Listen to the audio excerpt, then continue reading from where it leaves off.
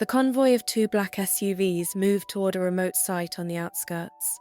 Sparse traffic, no signboards, just dry land and silence. And then, boom. The driver slammed the brakes. A truck had suddenly skidded across the road. Tires screeched, metal crunched. Joseph's vehicle swerved violently and hit a ditch. But what if everything he built was a lie?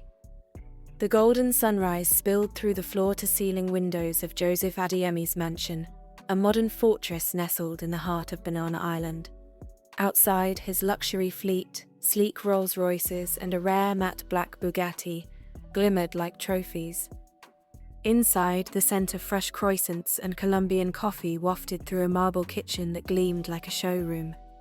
Joseph stood at the balcony, robe swaying slightly, a lion in his prime. Billionaire, CEO of one of Africa's fastest-growing tech empires. To the world, he had it all: power, class, and a woman every man envied. Anita, his wife, floated toward him in silk. She kissed his cheek like a well-rehearsed performance, her eyes lingering a second too long on the phone buzzing behind her back. At the breakfast table sat Michael, Joseph's best friend since their barefoot days in Ikorodu. Now assistant of Joseph's company, Michael cracked jokes, laughed hard, and clapped Joseph's shoulder like they still shared a room in university. But under the table, his eyes flicked toward Anita, and her subtle smirk in return went unnoticed, except by one pair of eyes. Amaka, the quiet housemaid, was just mobbing the executive setting room very close to dining. She kept her head low, but her ears sharp, her instincts sharper. Something didn't sit right. Not with the stolen glances, not with the strange phone calls, not with the sudden trip Joseph was planning. But Joseph didn't see it. Why would he? His empire was thriving. His home felt peaceful. His people were loyal. Or, so he thought, because sometimes the most dangerous storms hide behind the calmest skies. And Joseph was about to fly straight into one. Amaka had always believed her dreams meant something.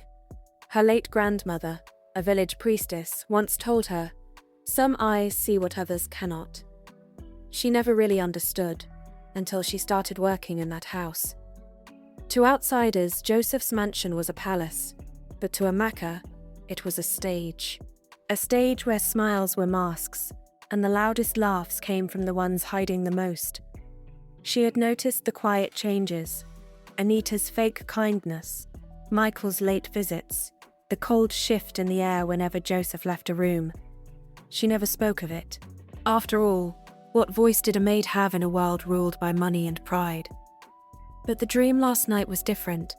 She saw fire, a black car overturned, Joseph bleeding, calling out, but no one came. And standing at a distance, hand in hand, were Anita and Michael, watching him burn. Amaka woke up, drenched in sweat, heart racing. She tried to shake it off, but the pit in her stomach refused to go away. As the sun rose and Joseph got dressed for his business trip to Abuja, she couldn't hold it in any longer. She stood by the stairs, wringing her hands, her voice trembling. "Sir, please, I beg you, don't travel today." Joseph turned, confused. "What did you say?" "I know I'm just a maid, but something is wrong. I feel it. I dreamt something bad will happen if you leave today." He chuckled softly, amused. "You dreamt?" She nodded, eyes pleading. "Please, sir, just wait. One more day." Anita stepped in quickly, voice sharp but sugar-coated. "Joseph, we can't let dreams guide business decisions now, can we?" Michael appeared moments later, grinning. "Boss, we've got a jet waiting. You ready?" Joseph hesitated. His eyes lingered on Amaka, on her genuine fear, her trembling lips, the way she'd never spoken out of turn before. Something about her felt real, but the voice of reason, or pride, pushed through. He gave her a reassuring smile. "I appreciate your concern, Amaka, but everything will be fine." He turned and walked away, and Amaka was left standing in the shadows, heart sinking, lips trembling. She had spoken the truth, but sometimes truth needs more than words to be heard. Joseph sat in the back seat of his bulletproof Lexus SUV, the soft hum of the engine blending with the noise in his head. As the driver navigated through the bustling streets of Lagos, Joseph's eyes wandered, but his thoughts were locked on Amaka's trembling voice. "Don't travel today." He replayed her words. Her fear was raw, too real to ignore. But why now? Why her? He chuckled under his breath. "Dreams," he muttered. "How can a dream stop a billion-naira meeting?" Still, he couldn't shake it off. He remembered when he hired Amaka 2 years ago. After firing 3 maids in 6 months for gossip, theft, and even one who tried to seduce him, Amaka had been a breath of fresh air. Quiet, respectful, minding her business. The kind of presence that brought peace to the house, not chaos. She never asked for anything, never overstepped. Until now. Why now? His phone buzzed. A message from Anita. "Don't forget to switch off your location, love. Safe trip." Joseph frowned. Switch off location. That was new. Then Michael leaned forward from the front seat. "Boss, you good? You've been zoning out." Joseph forced a smile. "Yeah, just thinking." Michael grinned. "Don't let maid tales slow you down, bro. Superstitions kill progress." That word, superstitions. It hit him wrong. Joseph looked out the window. Streets blurred past, but his mind was back at the house. The way Anita quickly dismissed Amaka's warning. The way Michael rushed him to leave. And that text. That strange, unnecessary text. For a moment, he considered turning back. But pride is a loud thing, and billionaires don't turn around because of a dream. Still, his chest felt tight. Something unseen twisted in his gut, like the air before a storm. The question burned. Could a maid see what I can't? He looked down at his phone again. Amaka's name wasn't saved in his phone. She had no number, no voice in his world. But maybe she should have. Amaka returned to her chores but moved differently. Quiet, alert, watching. She passed by Anita's room. The door was slightly open. Inside, Anita was on the phone, whispering.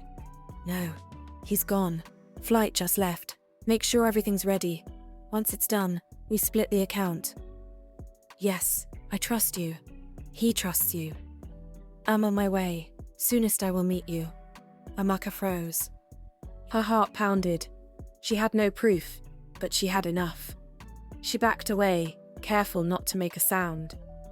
Back in the air, Joseph sat back, eyes closed. But something felt off. He opened his phone to check his location. No signal. His eyes narrowed. He looked at Michael, now scrolling his phone with a sly grin. Joseph's instincts screamed, but the door was already shut, the plane already soaring. And far below, on the ground, a maid had just discovered a secret that could cost her everything. This trip wasn't business.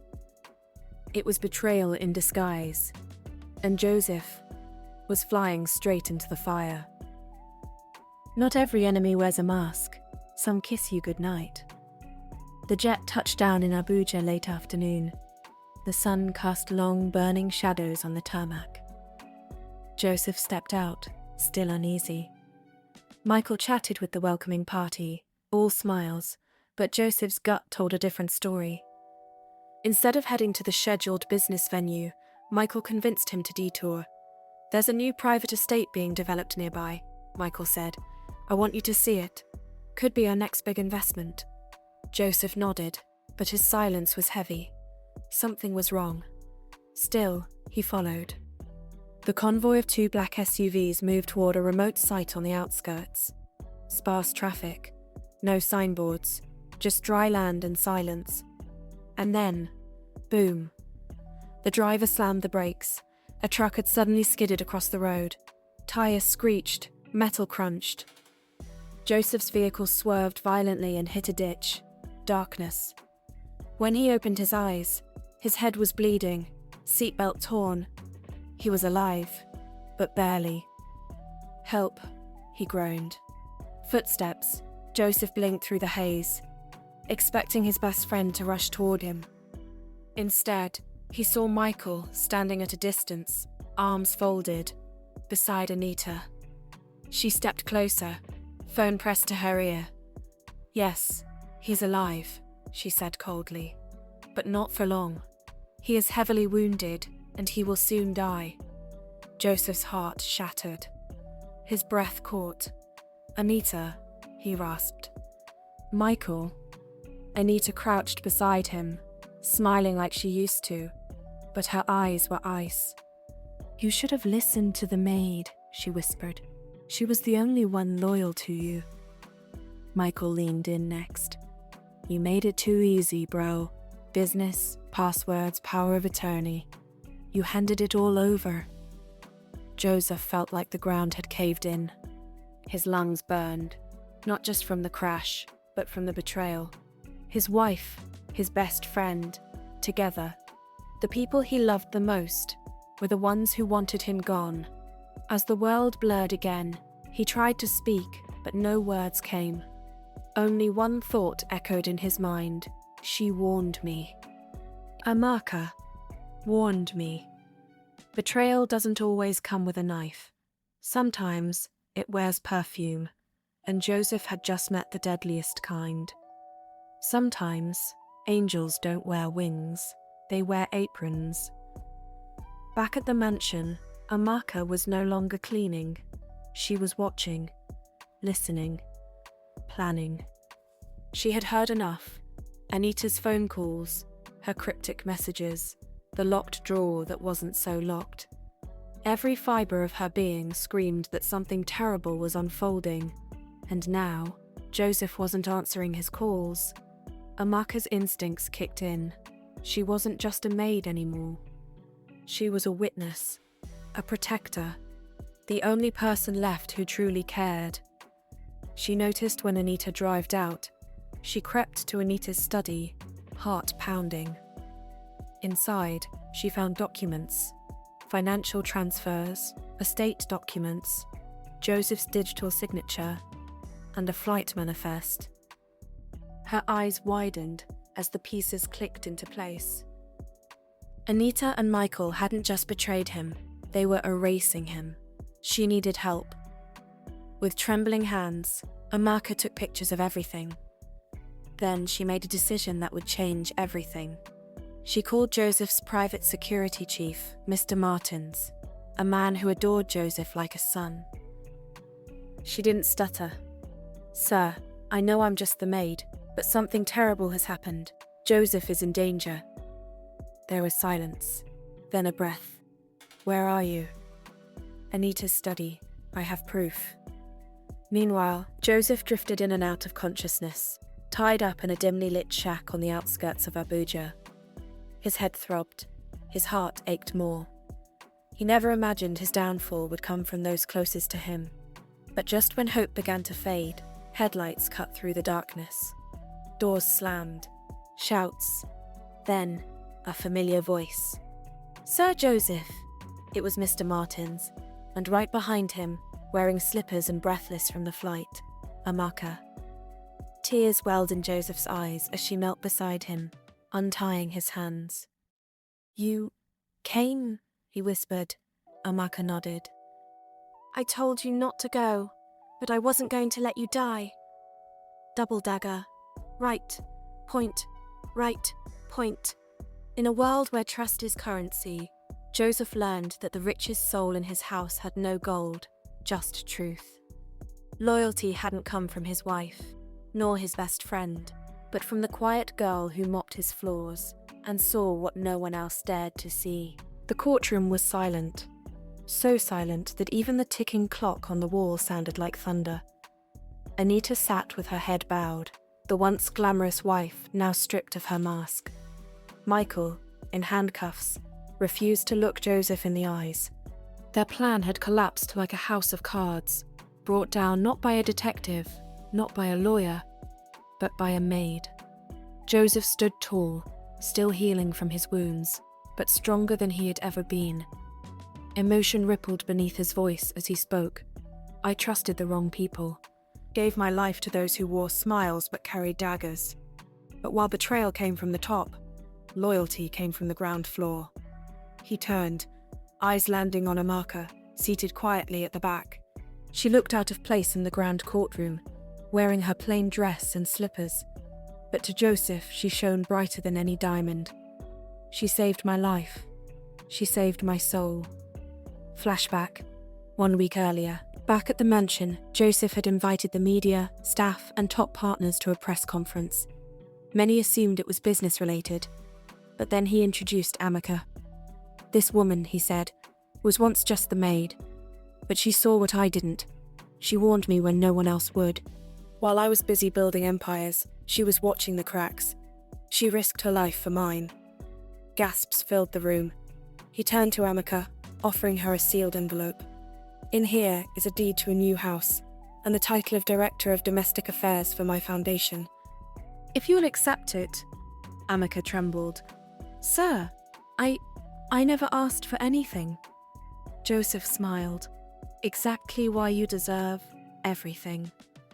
Back then, as the gavel slammed and Anita and Michael were sentenced, Joseph walked out of the courtroom into the waiting sun. Beside him walked Amaka, not behind, but beside. The world had changed, so had he, not because of the billions he almost lost, but because of the humble heart he almost overlooked. Sometimes, the maid isn't just a maid, she's the angel you almost ignored. If you were Joseph, what would you do? Would you listen to the maid's warning,